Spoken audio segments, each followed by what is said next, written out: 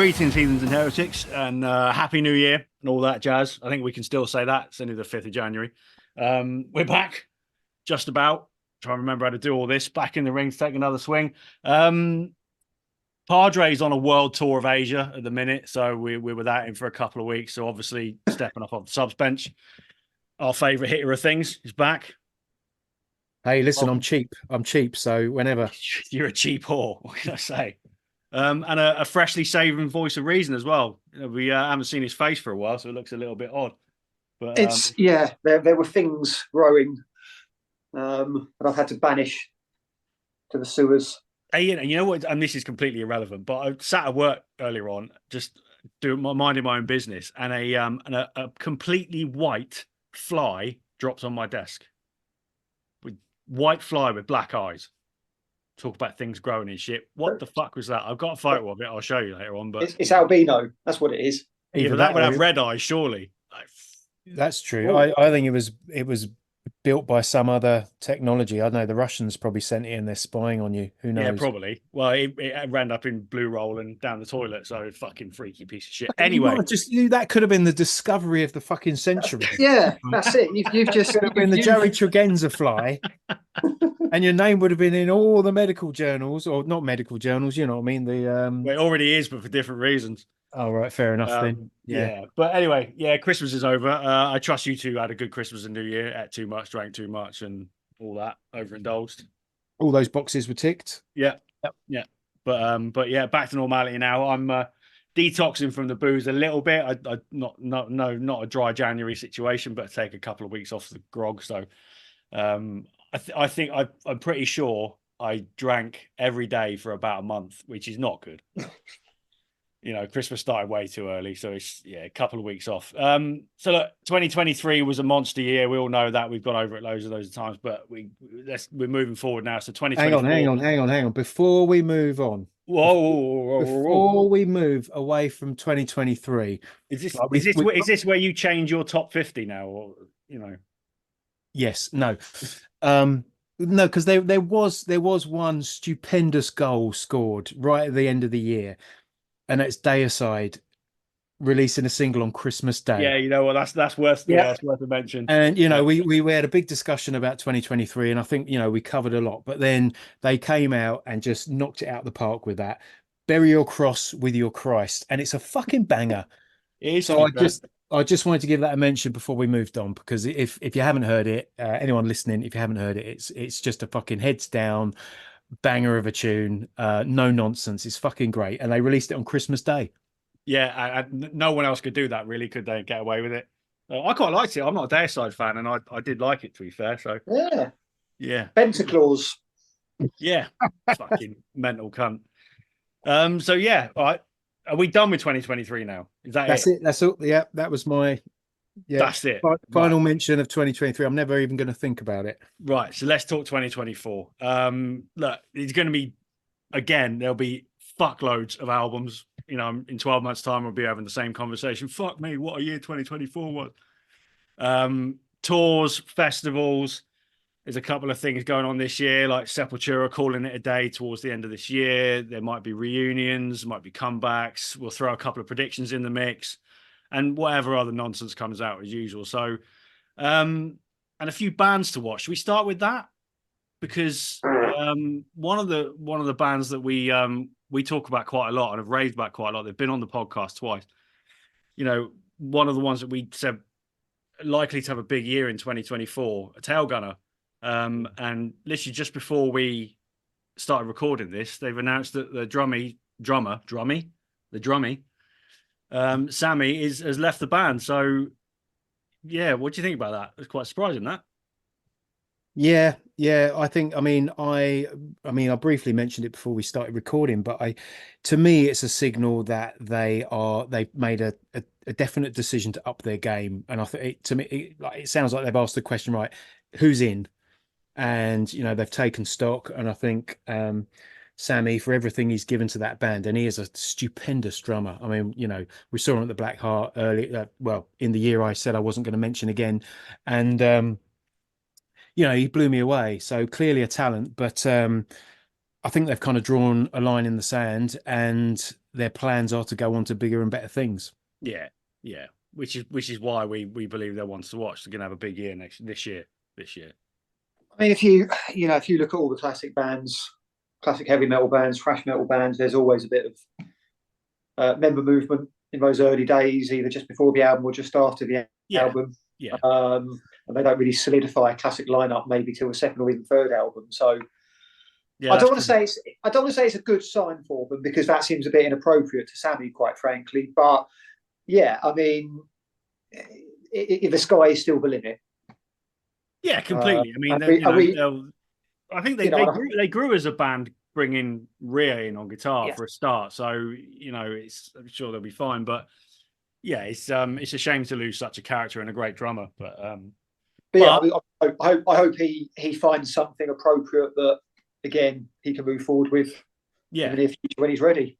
Yeah, definitely. I'm sure we'll see him again, no doubt about that. But Tail Gunner as a whole, there's loads more live dates now. Actually, so they're clearly going to work their asses off. They're doing the festivals, they're doing Bloodstock, and I think, as I've said before, I think that's probably the biggest one for them. If they nail that one in their own country, I believe they're playing the Thursday as well, from what I saw them mention. So they'll have a captive audience. Everybody will be in that tent, and it could be a big moment for them. I agree. Yeah. They're they're another band that are they're just busy. You can see they're filling up their calendar. They're getting out there. They're paying their dues. And they're turning into road warriors. And that's what's going to take them up. Yeah, and I think they're comfortable on big stages, small stages, anywhere as well. They've got that level of professionalism that will probably take them forward now. So that's one of our first ones for this year. Another one for me is Dunes. Good mates of ours. Again, they've been on the podcast. They've got another album coming out, I believe, this year. They've sort of recently been in the studio. Another band that work their asses off live-wise. They're always playing gigs, but I reckon they're going to have a strong one this year as well. Hell yeah. Yeah, and you've just said it yourself. Same reason. One of the hardest working UK bands out there. Yeah, up and down the country, that playing their asses off. And just to go back to a theme that comes up on this podcast so often, they've got fucking songs. Yeah, they've got choruses. They've got hooks. The Dunes have got tunes. There you go. Put that on a sticker on the front cover of the album. Any others that you want to throw in the mix? I was thinking about Penny Coffin, because I think they put out such a strong release this year. I really want to hear how that expands. They're a band. They've done a series of EPs, and but they've all been good. But the last thing, was it Conscripted Morality? The last one EP they put out was really strong. Yeah, and it's just another example of a band that, a good band that suddenly have just upped their game, or seem to up their game with that release. So they're one that I thought, do you know what, whether we get a release from them this year, I mean, I don't know. I'm not sure what their plans are, but I really want to hear what they do next. So Penny Coffin, for me, I think could be major players like in the death metal scene. Yeah, hopefully some shows in the south as well. So they're Scottish based, aren't they? I think they've got. Are they playing that Necropolis event at New Cross Inn? I think they're on that. I think so. Yeah. I'm not sure actually. So getting down to London. I know the world doesn't revolve around London, but if you can get gigs down here, then it does help your exposure, doesn't it? So yeah, I that EP Conscripted Morality is great. Nice white vinyl as well. Really nice. I like that. Yeah, I'm just looking at my album list from last year. You could say that quite so many of these bands could really strike gold this year. Play it right. I mean, we've spoken about Ern loads of times. Yeah. They really mentioned them once or twice. Yep. Yeah. On that point actually of Ern though, see, I think what we're starting to see. So there's again another thing's often talked about is like, who are the next festival headliners? Okay. Yeah. I think we've always struggled to find that band. But what we are starting to see, I think, is the rise of that kind of second tier band. Like I guess up till now, it's been bands like Mastodon, Gojira, bands like that. And I Yeah. think we're starting to see that level of bands coming up. And I'm thinking about bands like Urn. I'm thinking about bands like Green Lung. Yeah. Yeah, I'd also say I think Hell Ripper have got a chance of kind of stretching out to that mass appeal as well. Yeah. Yeah. See There's a lot of another people one on the talking list. about them. And what's great is, you know, as UK metal fans, is a lot of those bands are coming up from the UK. Yeah. And having seen all of them live last year, you know, they are on top of their game, and I think they've got further to go. Yeah. Completely agree with that. It's a fucking exciting time to be in a British metal band. Really, the scene's as strong as it ever has been. I think, certainly in the Yeah. underground. but outside of Britain, I mean, we said it before, but Orbit Culture, they really should Yeah. should Yeah. make a leap this year. Look, the UK dates they've just announced for March are sold out, or as near as damn it sold Yeah. out in every show. And if there was a one-off London show, I'd have expected that perhaps. But I think there's 5 UK dates and a load of European dates, and they're all just fucking selling out like wildfire. So Yeah. there's something. There's definitely something in there. Definitely. So you and me, we slept on that and missed out. Yeah. Yeah, Yeah. I Well, I remember we had the agree. conversation. It won't sell out. That'll be fine. We'll play it cool. We'll Yeah. play Exactly. it cool. Exactly. The thing is, I really wanted to go, but I've got to make some choices for different reasons this year, financially, unfortunately. And March is already nuts for gigs for me. And even if it's on a Sunday, I just had to say, you know what, I've got to be a grown up with this and say no. Yeah, Orbit Culture give me one of those. They'll be back. I mean, last year I think they did 4 tours in the US with various headline acts, so they're clearly up for the graft. Yeah. You know, and the underworld, though, man. I mean, Christ, that's a sick. you know what? As awesome as that would be, I think what we've said about Orbit Culture before is on a big stage. I think they're going to be really impressive. So if they do get to bigger venues, then I think they'll be just as good. So I'm you know, sort of all for it. However it comes, I'll go check them out. It'll be yeah, it'll be a good one. Yeah, Hell Ripper. And one band that I've heard new to me over the Christmas period that I think are gonna, you know, raise their heads a little bit this year, only on the underground level, you know, it's probably a bit early for that, but Goat Major. Yeah. We all listen to them. They from 3-piece doom, essentially, from Wales. Fucking brilliant. Older guys as well. They're sort of late 30s, maybe approaching our age, but yeah, fucking really love what I hear about them. I had a really good feeling listening to that. And you're right, it came out of the blue. I think that was just kind of shared as a recommendation. Jumped on it, and it was one of those ones where it just ended up staying on from beginning to end, first playthrough. You know, I was reminded of Goat Snake, actually. Speaking of goats, like it was kind of got that you know, it captured that corner for me. But really cool little release, that really cool. Yeah, and the full length album I think is out in March, so I'll be looking forward to that. And we're on Ripple Music, which is a great label anyway. They gave us some good stuff last year. So they're a bit of a punt. Anybody got any else throw in the mix? Sadly, I've not discovered anything sort of recently. So I mean, we'll be talking about albums in a bit. What so you mean you've like taken a couple of weeks off from relentlessly listening to metal releases? How fucking I needed a break. I really did. I just think it's going to be a year of seeing a lot of bands take a few strides forward. You know, even like Celestial Sanctuary and bands like that. It's like, what comes next? You know, they've sort of, you know, they've you know, they're like big fish in a small pond now. You know, they've kind of outgrown their roots, I guess, not their roots, you know, but they're you know, their sort of immediate environment. And it's like, well, what happens next? You know, where are they all going to go? And I think we're going to see a lot of these bands probably need some sort of Europe, some dates in Europe, don't they, and things like that. Get out with a half decent headliner and play to kind of 1,000 people. That sort of thing. Yeah, and I think we're going to see that this year. Like a lot of these bands, you know, they've outgrown the UK, I guess is what I'm going to say, what I'm trying to say. And, you know, it'll be out to the festival scenes, the European festivals, and hopefully beyond. Yeah, completely. I'd like to see like a big metal band take out the likes of Hell Ripper. You know, someone like a Creator or someone like that. Take Hell Ripper out to play on big stages because... Do you know what I saw? I was at the Urn show at the downstairs at the Dome, as it's called now. And no, and do you know what? I had a thought. I was watching them, and it was fucking great. I mean, they were just nailing it.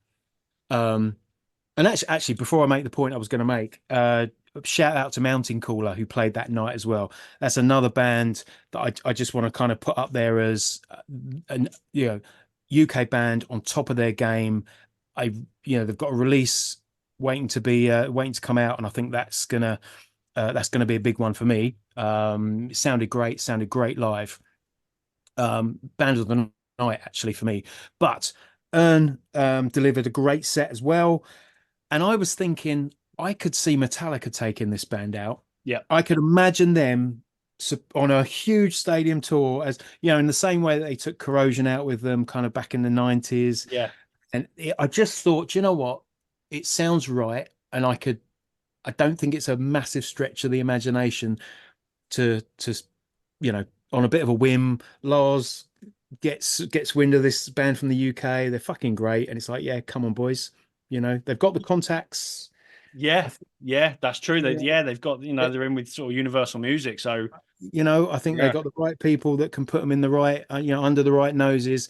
And it wouldn't surprise me. I wouldn't, it's not a firm prediction there, but if that happened, I'd be like, fucking good on them. They fucking deserve it. And yeah, it just feels right. You can see their name on a tour poster, can't you? With the likes of Metallica, that it does. Yeah. It just seems that works. It feels right. Yeah. So I'm manifesting that shit right now. You heard it here. I want it to happen for them, and I think they deserve it. And it would be a great little package. Well, it wouldn't be a little package, would it? It's fucking Metallica. Yeah. No, that would be fucking incredible. I'm sure they wouldn't turn it down. Let's put it that way.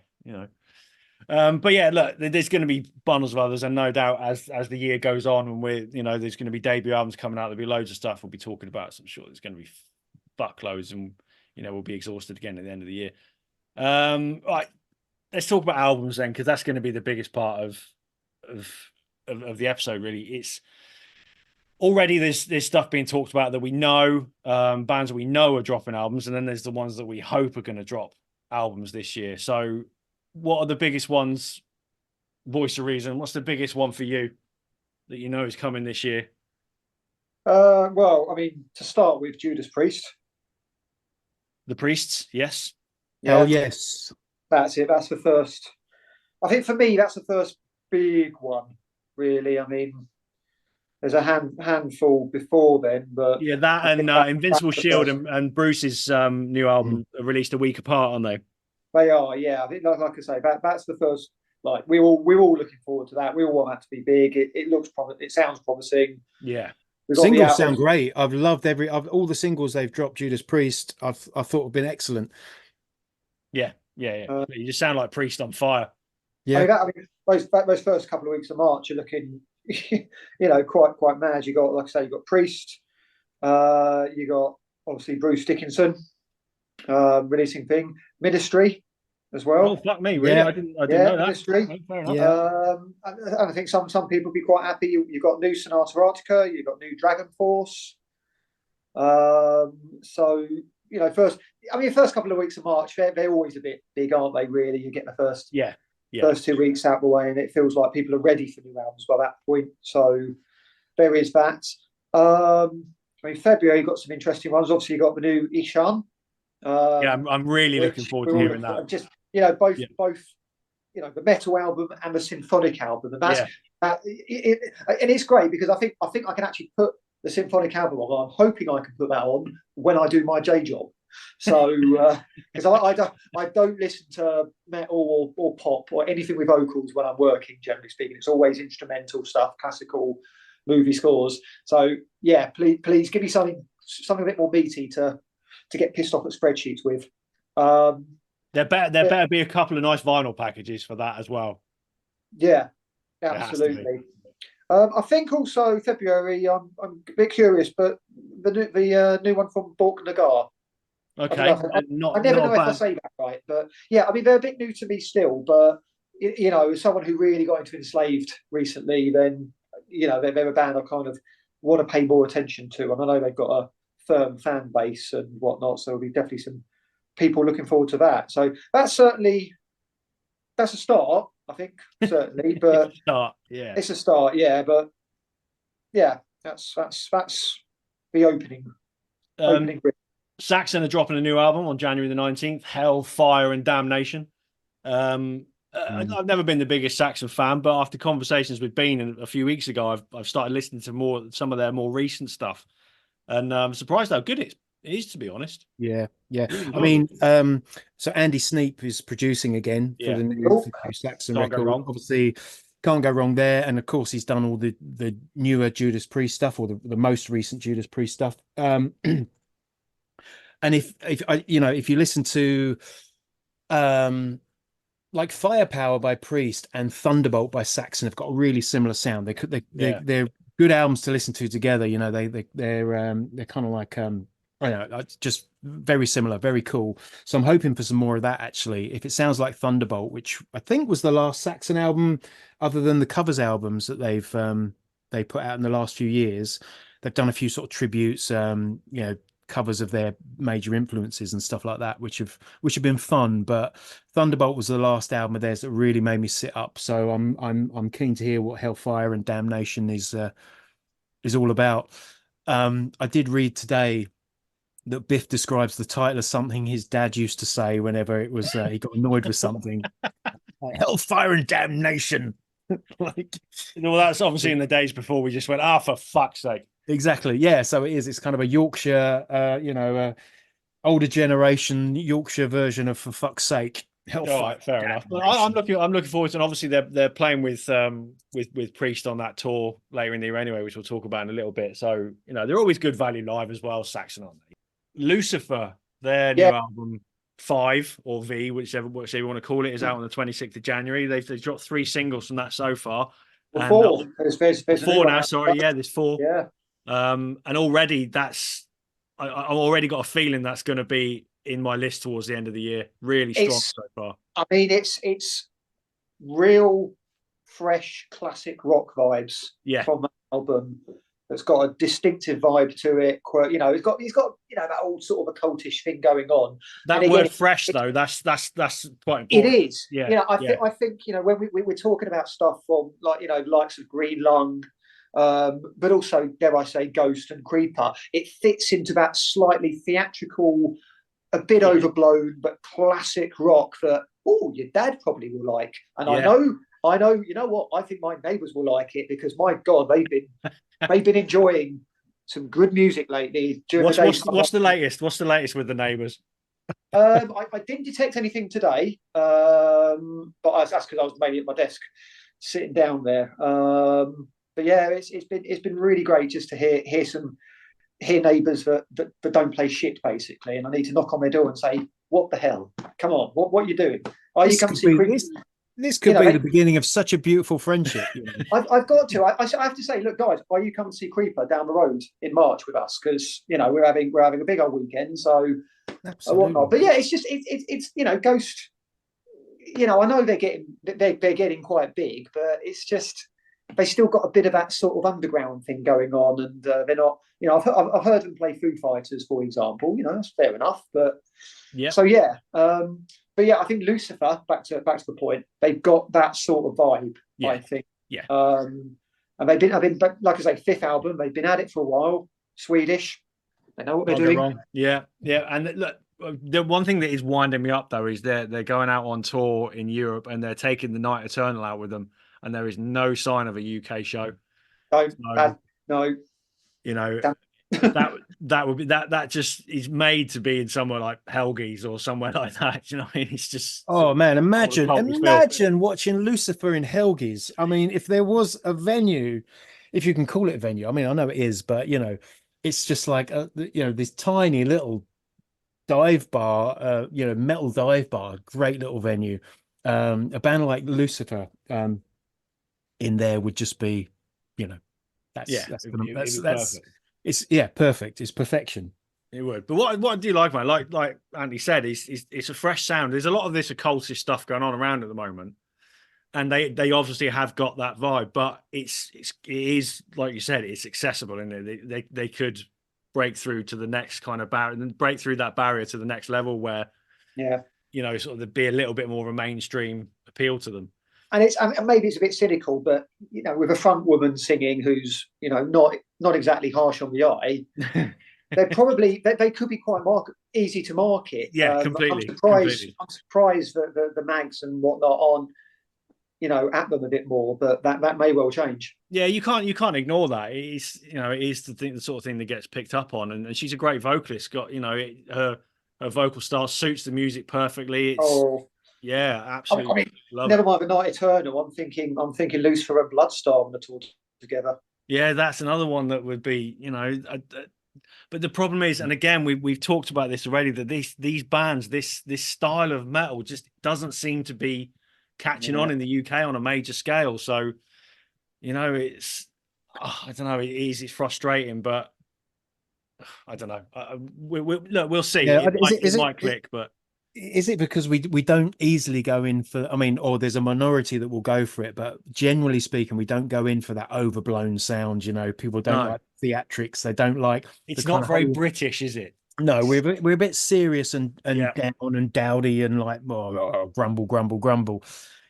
So, and I think it is only a minority that will embrace that sort of tongue-in-cheek, overblown, theatrical. Everything we've just talked about. You go back 15 years and everyone was talking about Dragon Force.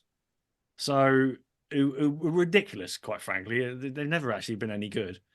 But yeah, they've never meant anything to me, Dragon Force. But that was about as ridiculous and overblown as it gets. So, look, they were on fucking Guitar Hero, for Christ's sake. So it's they must have done something right. So I don't understand why it's not happening now. But look, watch this space. Bands like Tailgunner might be the ignition for that. We'll see what happens. Esan, we talked about that. Zach Sabbath. I know Bean's going to want to talk about this, so let's get that.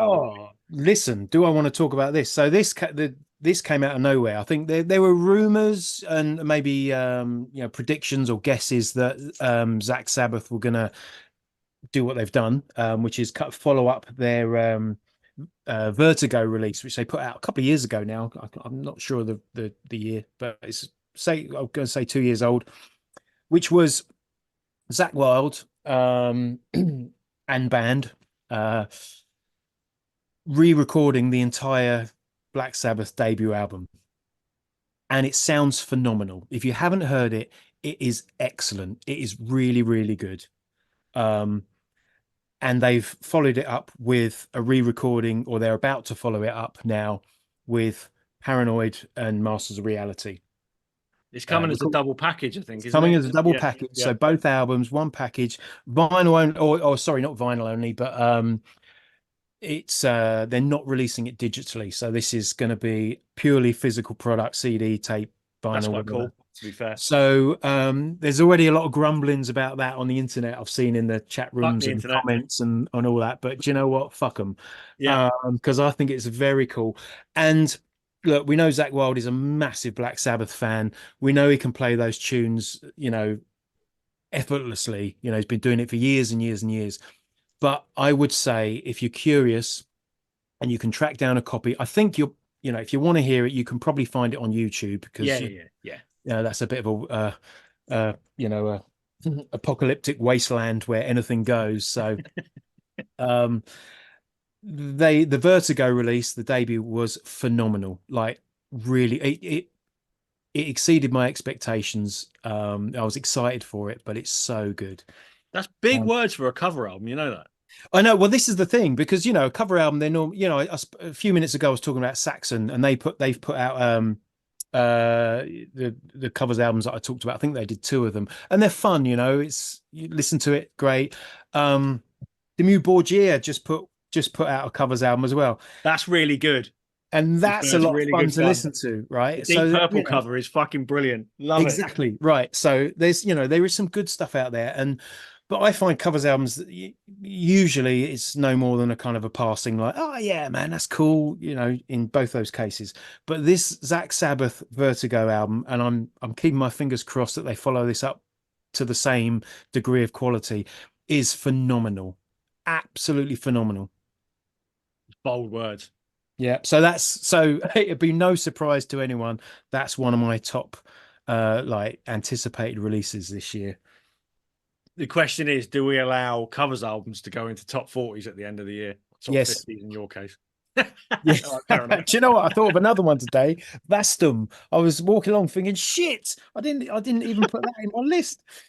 There was too much good music released last year. But which is a good thing. So look, You need to move on. You got to move on. It's a great thing to complain about. But I'm really, really excited for Doomed Forever, Forever Doomed.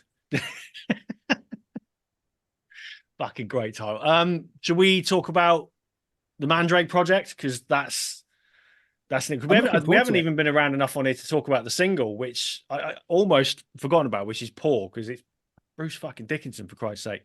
What do we think? What do we think of the single? I like it. Yeah, I think it's good. I think it's it's in keeping, I think, with what with Bruce's previous solo work, but it's strong. Good, massive chorus. I like it. Video's a bit naff. But... Yeah, see, I made the mistake of hearing it first with the video, and right. It makes it too long. Without the video, it is much better. The video is just a bit overblown nonsense, to be honest. It's When Love and Hate Collide all over again, kind of thing. But that's maybe not that bad. But yeah, no, I'm with you. I like it. It's surprisingly heavy. I think I wasn't expecting that. Yeah, well, I think when it dropped, the first headline I saw was I can't remember who put it out there, but somebody said like, who knew Bruce's new single was essentially going to be a Candlemass song? Yeah. Something along those lines. So I kind of went into it with that expectation, and to be fair, it's pretty doomy. It's certainly the first, like the opening, the verses, and they're are pretty doomy, and then when it hits that chorus, it's classic Bruce. He just opens up and goes for it. I'm excited for the album.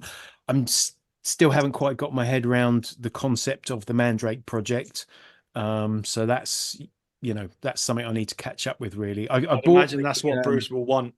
Yeah, I bought the 7-inch single, actually, which comes with a prequel comic book sort of attached to it, but I have to confess I haven't read it yet, so I haven't done my homework in that sense.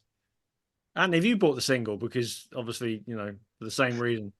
I haven't, no. That's just generally because I don't really buy singles and whatnot. No, neither do I.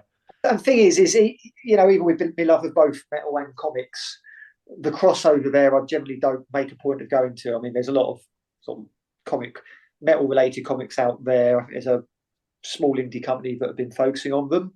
I think when I worked at a comic shop briefly a couple of years ago, they released one about Disturbed, which I think pretty much put me off, to be honest, the idea. Yeah, it would.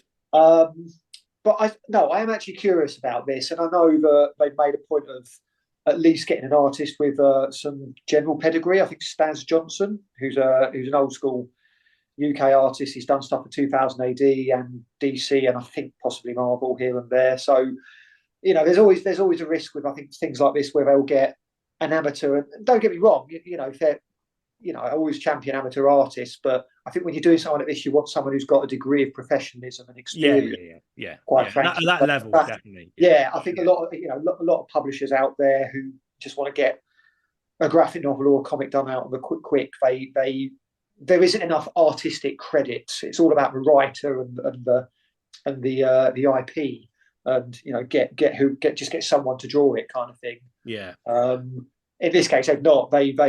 They've got some names behind it, so I'm glad with that. And yeah, Staz Johnson is a decent artist. He's solid. He's got a bit of depth to his work, but it's straightforward. It's not too mad. So I probably will try and check it out at some point. The big question is being sort of like getting your head around the Mandrake project, whatever it is. The single doesn't really give anything away in terms of what the album's going to be like. The concept, no one can understand. I don't know. I really don't know what to expect from it. You could listen to it, and the rest of it is just like a classic Bruce Dickinson album. And the lyrics are just the concept. But I've got no idea. It could be something completely different. It could be a Candlemass album. Yeah, and I wonder how much the tour plays a part in explaining. Like, is it going to be a theatrical piece? In terms of the presentation of the gig. Is because there's a lot of dates being booked. Most days I'm seeing, he's all around Europe. There's a UK tour as well. You know, I think I would expect Bruce to pull something out the bag that's a bit more than just a gig. Yeah, yeah, And when you're presenting this as the Mandrake Project, I'm quite excited to see how that translates onto stage, whatever it is, whatever form it takes. I feel like it's I don't know, this kind of multifaceted thing that's just going to come alive in a lot of different ways, or not. You know, let's see. yeah, yeah.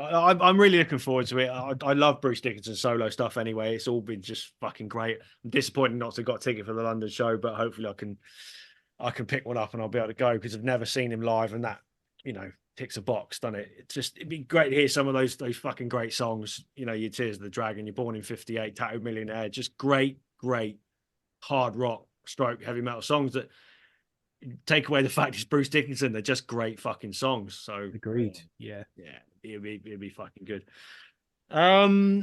Nails are making a comeback this year as well, which I didn't expect to see. No, no. Well, I didn't know what the state of Nails was. I thought they kind of all, it would sort of just like crumbled a bit and disintegrated. And I think, you know, Todd Jones was, I think, the sole member.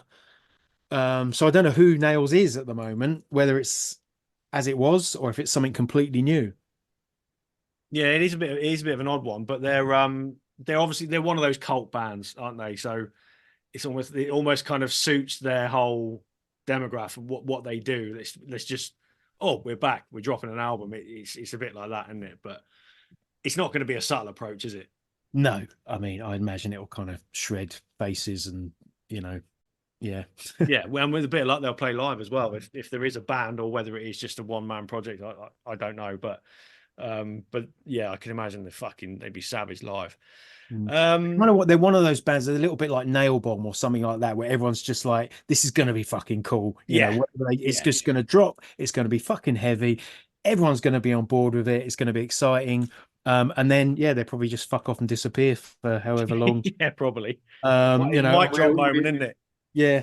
We'll all just talk about how that was fun, wasn't it? Yeah, yeah, and then they'll disappear again for another 10 years. But yeah. I saw something this week that Ghost have got plans to do stuff this year. Apparently a live album, potentially a movie. And I believe the current iteration of Papa Emeritus 4 will be dying this year. So they'll be busy doing their thing. I But mean, they need to now make that step to headliner, don't they? Well, I mean, they've half made it already, but yeah. I mean, we need the next album to be the one that puts them, yeah, you know, in dare I say it, the sort of one of the great rock bands of our time. Yeah.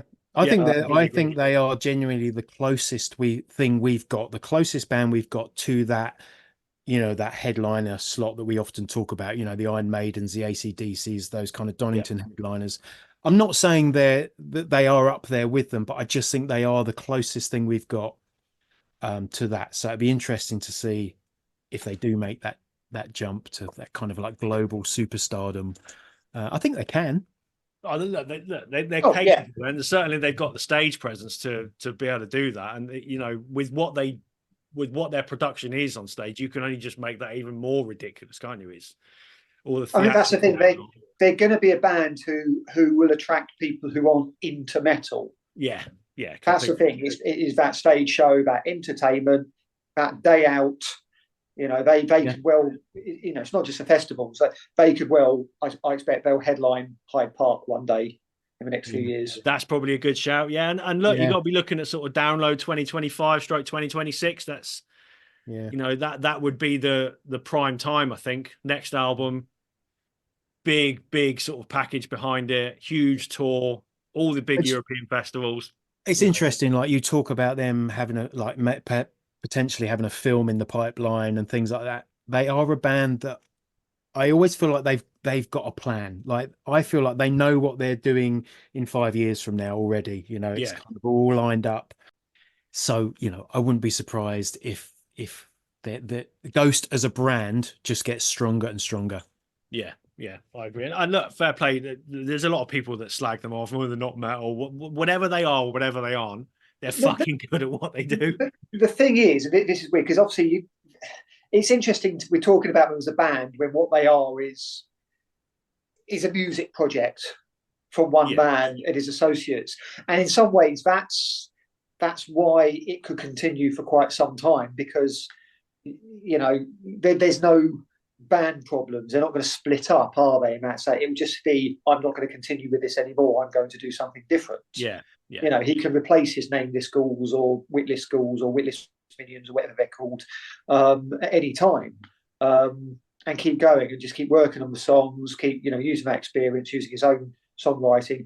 He can get some other professionals. I mean, there's people who have probably had success in bands before who are like, you know what, I've had a bit of success, but give me a mask and I'll get involved, kind of thing. There's no reason why he can't do something like that. Yeah, there is a bit of that. There's all sorts of collaborations that are possible, and if it's all Yeah. we don't even know, other than a couple of people, who has actually been in Ghost over the years. So there could have been all sorts of people involved in that project.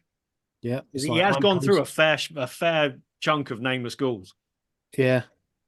So it's it's just such a fun concept, isn't it? You can't deny that. It gets people talking. Yeah. Yeah, there's people that kind of do the whole kind of ghost art metal line, right? It irritates me because I really think they're missing the point. Like they don't get. For me, I see Ghost as like a Trojan horse, like the pop melodies, the easy on the ear sort of tunes. And then when you dig in, you hear that the lyrics are just as satanic as like a Behemoth album. Yeah. Right. And this is the thing that people miss. It's like there's this great irony to how poppy it sounds. And when you sit and listen, the lyrics are dark, but they're, it's dark. It's like a fun fantasy dark. Bit of tongue in cheek, isn't it? It's tongue in cheek, but it's so fucking clever. Yeah. It's so clever. And they're missing the point. It's one of the most intelligent music projects I think I've heard in a long time for that reason. It's bang on. It's great. Yeah. Watch this space. I can't wait to see what they do next. It's always good fun. And the last album was a grower as well. That's another thing. First few listens, I was like, oh, I don't know about this, but it grew and it grew and it grew, and it just got songs like Spillways, just stadium rock waiting to happen.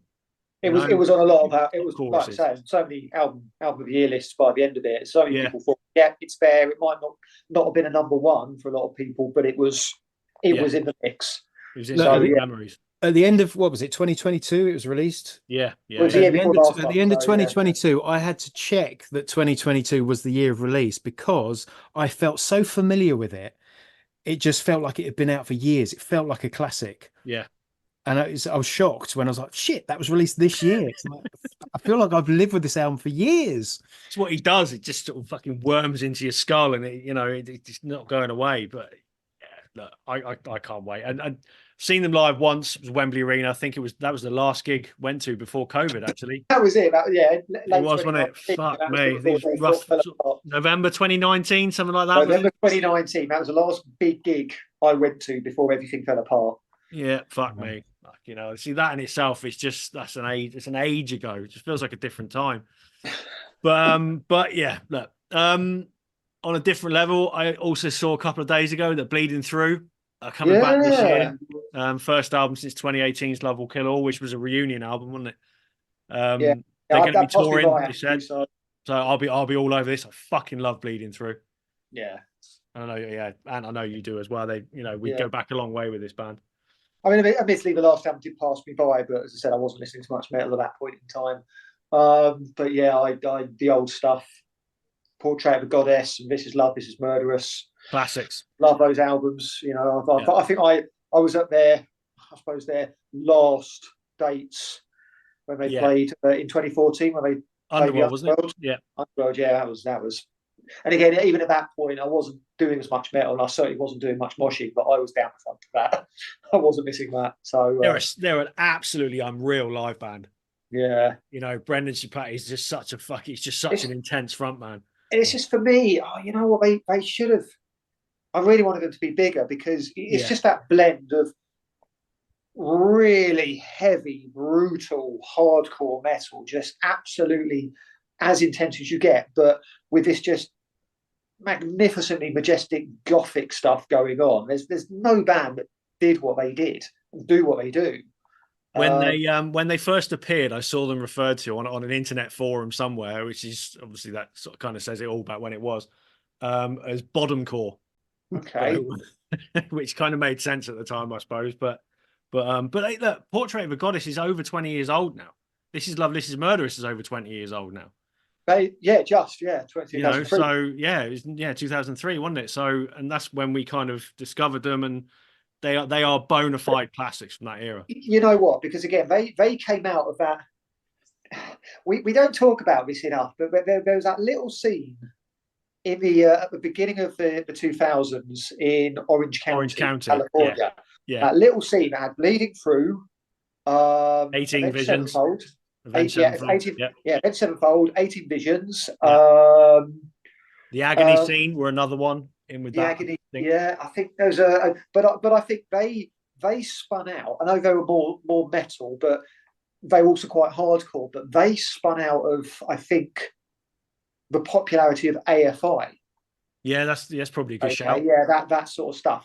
They came after AFI. But if you think about what they did, the look that they had, the skinny jeans, the black, the sort of punk goth but metal, it was them that basically paved the way for the popular emo look of the 2000s. Yeah. But the problem here is because their music was much more niche and not as appealing to a lot of people, it needed a band like My Chemical Romance to dilute that quite a lot,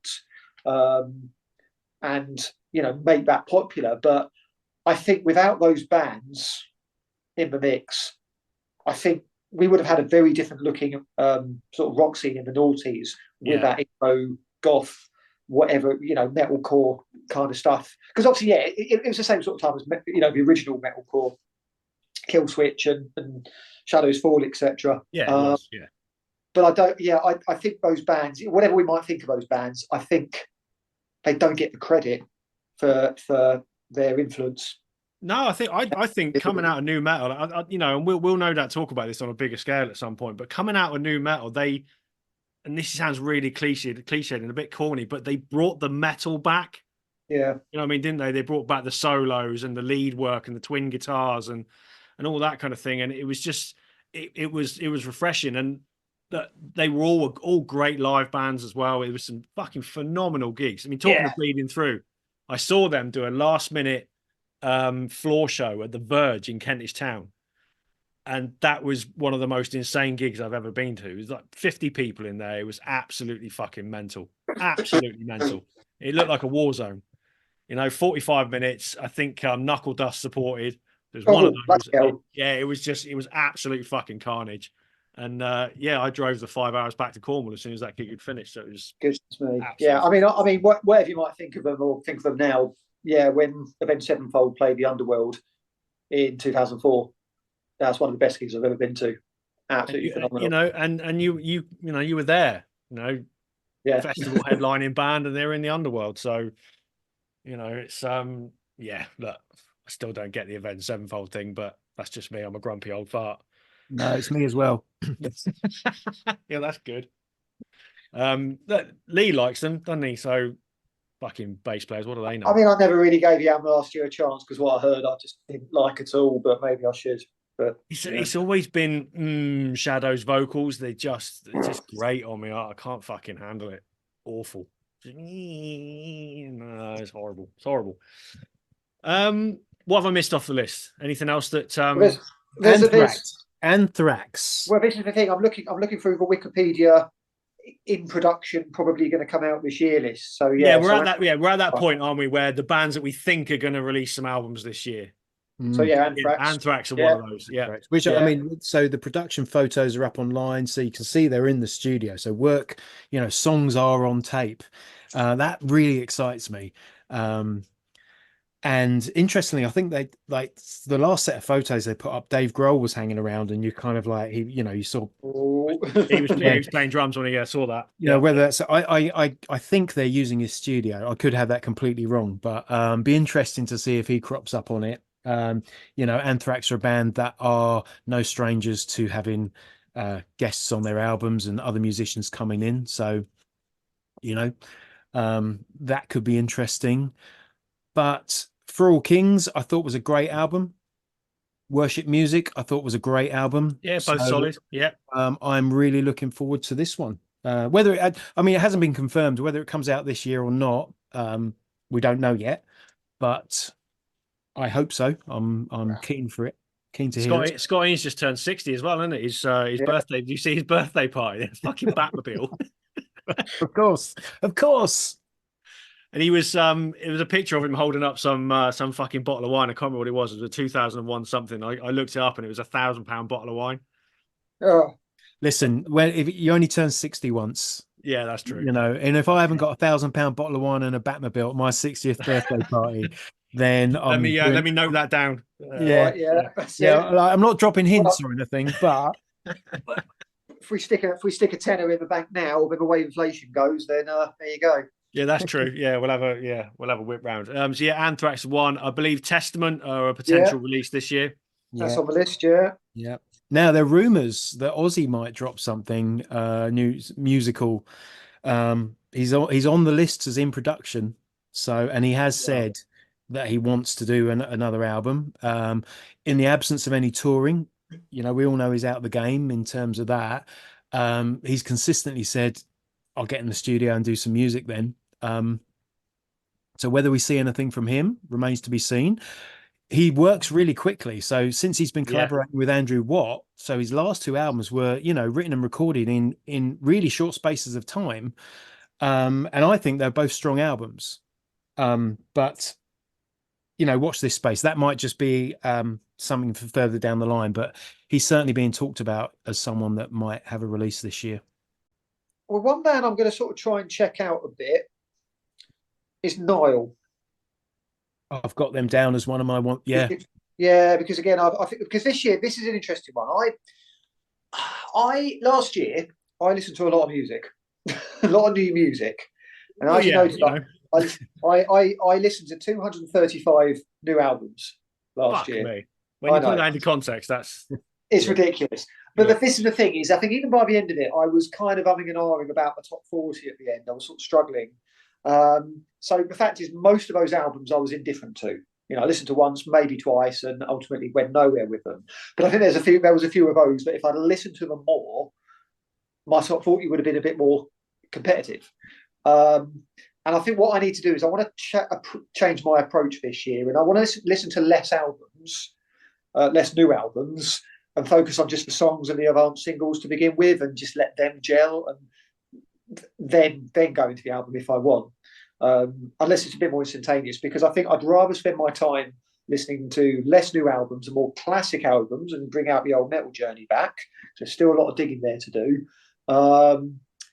rather than just try and soak it all in, because I probably went a bit overboard considering I was indifferent. But death metal, I'm going to change my approach to death metal this year because things are clicking. Things are really clicking now, especially with the Florida stuff. I think Morbid Angel have definitely clicked now, which is great.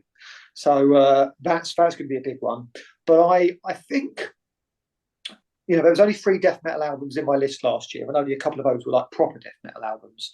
So it's still, I think I'd rather focus my attention on the classics first and get those into the noggin and get those appreciated. Because I think if I do that, I might have more of an appreciation for newer stuff. So certainly the Florida stuff and the Swedish stuff, I'm really going to go to town on the classics. But Nile are one of those bands that have always been really well regarded. Apparently, they've always had something different and unique going on, and I've always been curious about them. And they never clicked before, but maybe they might now. So probably give them a bit of attention, including this new album. Yeah, I do sort of remember having passing involvements with Nile back in the the early 2000s. I never really clicked for me, but that's never say never. Music taste was very different back then. But Bean, you're a fan, aren't you? I'm definitely looking forward to the new albums. It's one of the ones I'd earmarked, as like 2023 for me was such a strong year for death metal, and I think I said on the last podcast, to the point where it's almost just whet my appetite for more and kind of altered my taste. Really, I'm listening to more of it than I've always been a fan, but I'm just seeking it out more than I have been in the past. And there's a few releases coming up, or planned for this year. So Nile being one of them. I've just got a really good feeling that that's going to be an immense release. So I'm fully on board with that. I agree. The other bands, Necrot. Yeah, you mentioned that. Yeah. Yeah, they're a band. They're kind of one of those just consistently fun, good. They're just gonna, we talked about Obituary a lot last year in terms of how they just kind of drop something, and it's hard, it's heavy, it's not breaking the mold, it's not doing anything particularly wild, but it just scratches the itch, and whatever they're doing it right. So Necrot are a band that I want to listen to, or I'm keen to listen to what they do next. And Gorguts are the other one. So they're a band that I used to listen to back in the day. They're kind of people talk about those sort of classic early albums, and have gone through a bit of an arc, where the music's gone a bit more technical. But it's always a name I enjoy seeing, and they're lining themselves up to put out some new music. So that's another one I'm looking out for. And it's a great name for a band. It really is, isn't it? I mean, you can't argue with that. Fucking Gorguts. I mean, it's funny. Me and my brother used to talk way back in the day, and I'd talk about bands I was listening to, and I'd say like, they're really fucking heavy. I mean, this is a heavy band. And he would his benchmark for heavy was always Gorguts, right? And he'd never heard a note of Gorguts music, but the name for him was like, he's like, but is it as heavy as Gorguts? And to him, it was just the most ridiculous sounding band name. And the music they make must be ridiculous because fucking hell, they're called Gorguts. Yeah, they're never going to sound like the Carpenters, were they? No, yeah. no. The last one I want to squeeze in then this year is: are we going to get a Merciful Fate album this year? The Jackal of Salzburg, I think, was the title that was sort of being bandied about. Is it going to happen? Either Merciful Fate or a King Diamond solo album, one of them.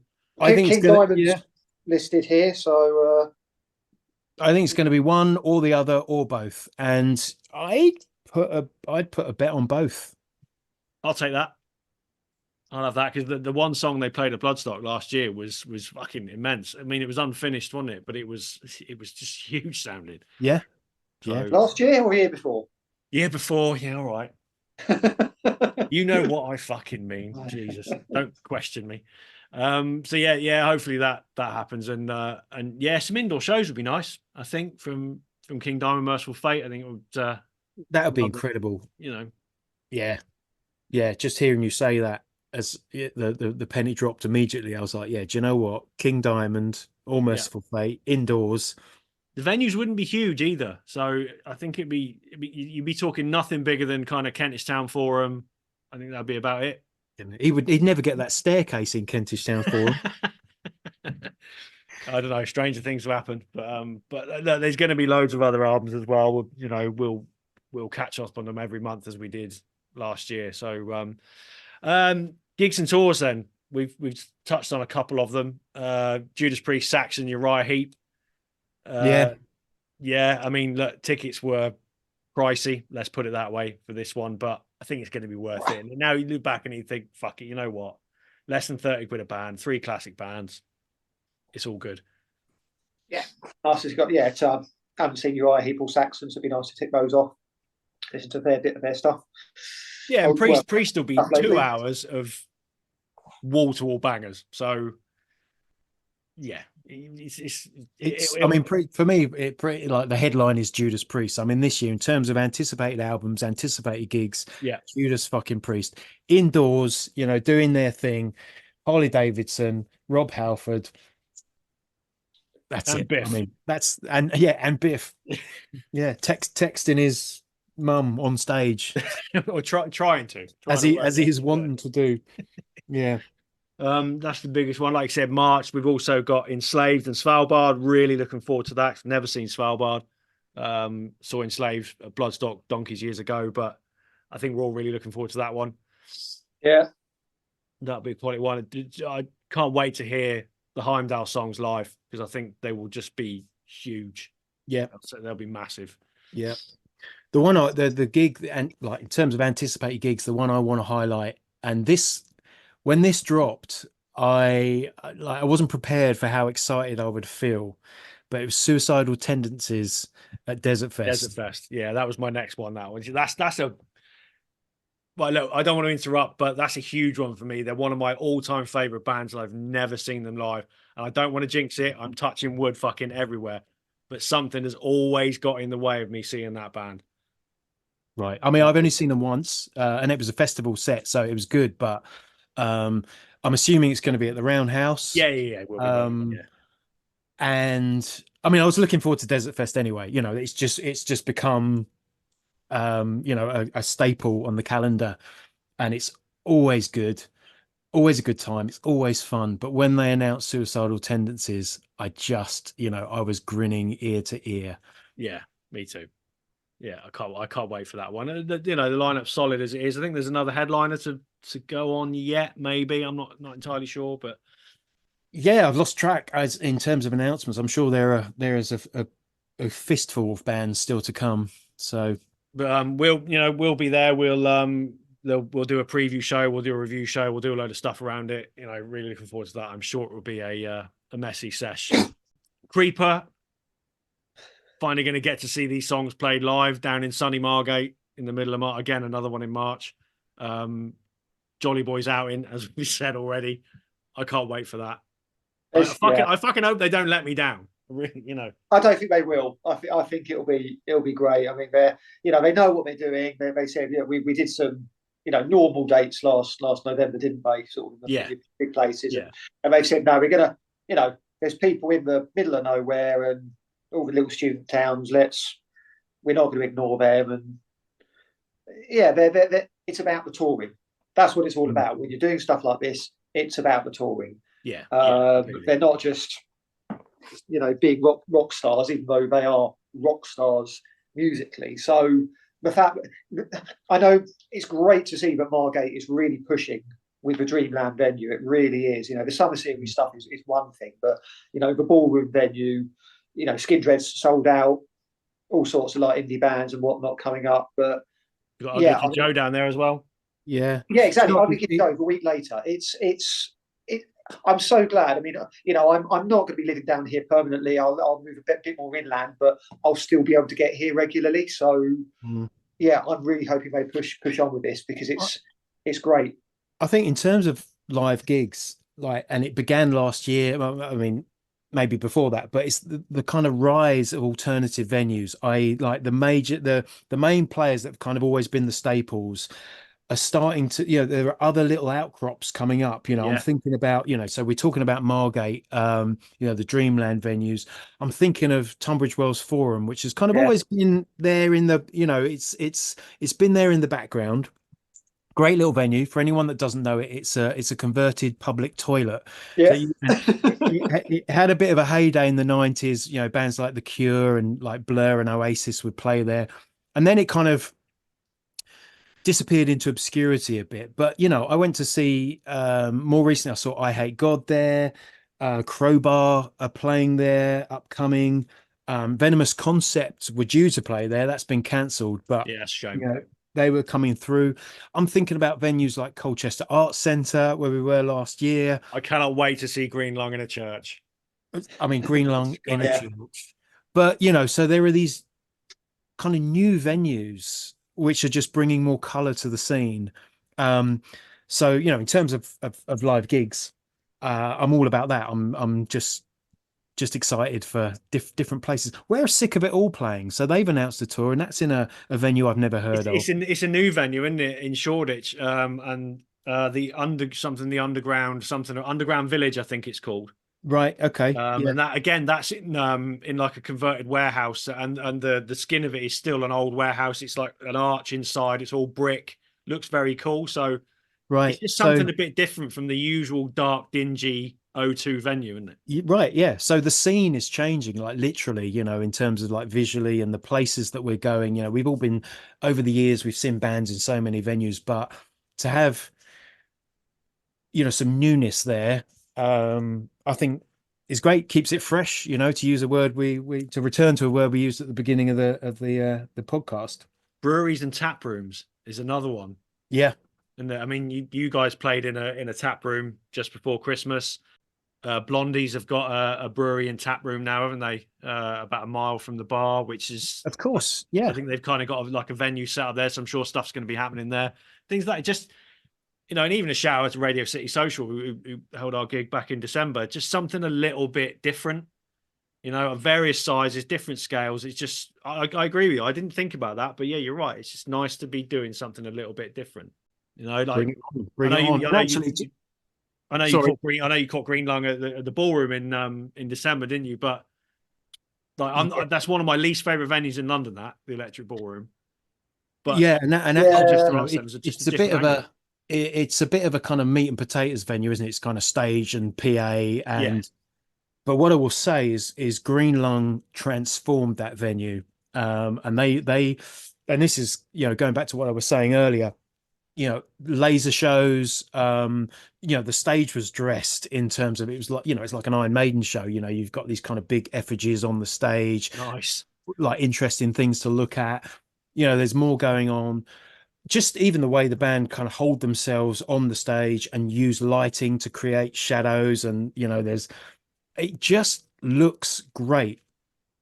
And when the opportunity came up to see him at Colchester Arts Centre, I mean, fuck me, I snapped up a ticket straight away. Midweek sesh.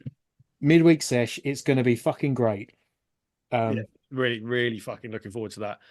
Bloodstock, as we know, will be the main point of the summer. Lineup's looking great.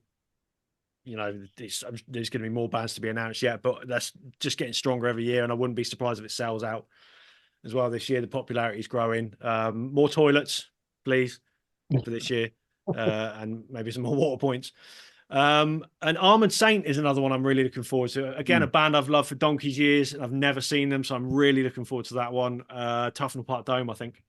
Yeah, never seen them. And I really, really, really like their last album, and as I'm sitting here talking, I can't remember what it's called, but it won't be hard to find. But it's a really strong album, and if you like those kind of what John Bush was doing with Anthrax, his voice hasn't changed. He still has massive, that full-throated voice. Yeah. It's excellent, and to see him live would be great. The other one's just popped into my head in terms of gigs, which is I guess a big deal, is Slipknot in December. So did you get a ticket in the end? So I've things are in motion. So hopefully I've put the feelers out and tapped up a few contacts. This is exciting because like my son's at an age now where he's getting into music, and he's coming to see bands, and Slipknot for him are one of his favorites. And but they're one of those bands that, a bit like Iron Maiden, Judas Priest, that kind of will do festivals. They do festival dates. Yeah, indoor shows. I think it's a pretty big deal that a band of with that sort of profile and who are generally doing like Knotfest and festival headliners and stuff like that are doing a run of arena dates.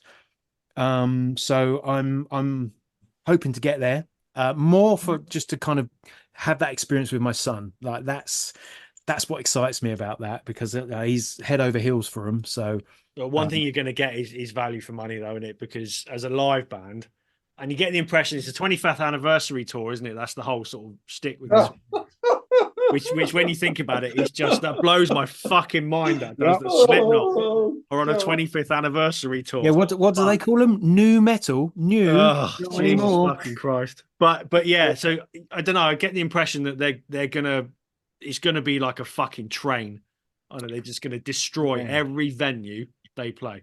And we still don't know who's going to be playing drums. No. So that's have you auditioned yet? Because time's running out. Yeah, I didn't get past the first stage. Which was the first fit of your beard. No, the first stage was just getting up in the morning. You wouldn't need a mask. Way. Boom, boom.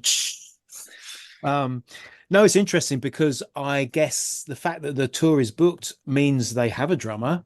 Yeah, yeah, You that's know, true. Yeah. Well, so we'll see, we'll see. yeah, But look, I was actually tempted with that because they're such a phenomenal live band, but the timing wasn't right to try and get a ticket. You know, they got to be what 80, 90 quid, were they? Pricey tickets, it must be. I think. yeah, up there. Yeah, I mean, I Yeah, think it was so 80 yeah, quid plus booking fees, and yeah, I can't justify that at the moment. no, So it's crazy money for a band. You know, if it was 40, 50 quid, I may have considered it, but like you know, your boy's gonna be absolutely blown away by them. He's bound to be in there. They're a fucking incredible live band, absolutely incredible. So, right, let's finish off then on a bit of a downer, but I think it'll be quite a triumphant finish anyway. The end of Sepultura. We touched on it briefly in the end of year episode, but you know, we can talk about it a little bit more now. It's a massive shame, but I do feel like they're going to go out on a high. yeah, You know, it's their terms, and I think they're just going to be fucking. We're done, but this is what we're all about. And as difficult as it's going to be, I'm so looking forward to that show. It's got a great support lineup as well with Ginger Obituary and Jesus Piece. So I think it's going to be, you know, it's going to be potentially one of the gigs of the year. That. yeah, yeah, I agree. It's a funny one. You know, I still quite haven't wrapped my head around the reasons why. I think it came out of the blue. I think there's something that, I mean, we talked about it a lot in the last episode, Mm. and I still feel the same. Really, it feels like a curveball. And I could be completely wrong. Of course, I could be, but it doesn't feel like this was the plan. And it Yeah, feels like, okay, yeah, all right, you know, after all this, this is what we're going to do. But I'm not. There was still talk of new music. One significant thing, I guess, which is worth acknowledging, is Andreas Kisser lost his wife. You know, she died yeah, yeah. um, last year, and I wonder if that's had an impact on things and put him in a space where he's reevaluating stuff. But apart from that, I'm sorry to see them go because I think their star was still rising. You know, I think given everything that happened in the 90s with Max leaving and everything they've gone through, and you guys talked about it, you know, in an episode, you pulling apart their career and looking at their albums and all that stuff. And I think we're all in agreement that the albums that they've released over the last few years, that last run of albums, were the strongest in a long time, and were getting better and better and better and better. Yeah. Quadra So for me, it was just a feels massive like album. Yeah. yeah, it's like the carpet has just been pulled out from under all that, and it's an interesting time. But I have a ticket for the show, and I am over the moon to be seeing them again. Yeah. It'll be like, it'll be a good send off. There's no doubt about that. But I mean, again, you know, Dave from Black City alluded to this as well. This narrative that's going around at the minute that there's no Cavalera, no Sepultura. I mean, there's that thing niggling away in the back of your mind, isn't there? There's something going to happen with that? Are the Cavaleras going to pick up the Sepultura name and run with it, or what? I've got no idea where it stands, who owns the name, and all that bollocks. But I just hope the legacy of the band doesn't get ruined by a bit of nonsense. Yeah, I did. The whole, you know, no Sepultura, no Cavalera, no Sepultura thing just didn't sit well with me at all. No, You know, no. it was a bit cheap, to be fair. And you have to remember, both the Cavaleras left the band, Yeah. right? And that to me is really significant. It's like, well, to me, it has an air of like kid, you know, the kind of the kid that's losing the football match is like, right, fuck it, I'm taking the ball home with me, you know, and Yeah. off we go. And then being surprised that everyone stayed behind and carried on playing. Yeah.